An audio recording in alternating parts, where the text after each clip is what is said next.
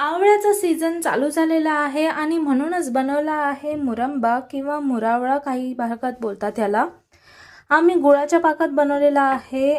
काही प्रांतांमध्ये साखरेच्या पाकातही बनवला जातो आणि दोन्हीचे चव उत्कृष्टच लागतात. ह्यात मी काही खडे मसाले घातले आहेत ज्यांनी याची टेस्ट खूपच वाढते. तुम्ही एकदा अशा प्रकारे ट्राय करून बघा, खडे मसाले घालून बघा. खड्या मसाल्यांमध्ये मी घेतले आहे काही लवंगा, वेलची आणि दालचिनी.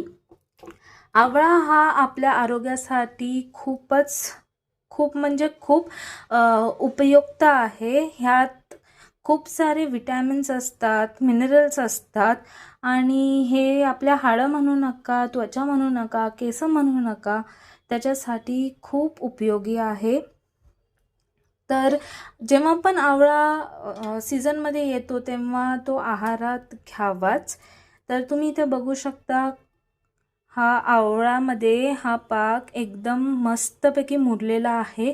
थोडासा गरम आहे अजून, म्हणून मी ज्याच्यात शिजवला त्याच्यातच ठेवला आहे. हा जरासा थंड झाल्यावरती मी याला स्वच्छ काचेच्या बरणीमध्ये ठेवणार आहे आणि जितका हा मुरेल तितका ह्याचे गुण अजून वाढतात, तो अजून औषधी होतो.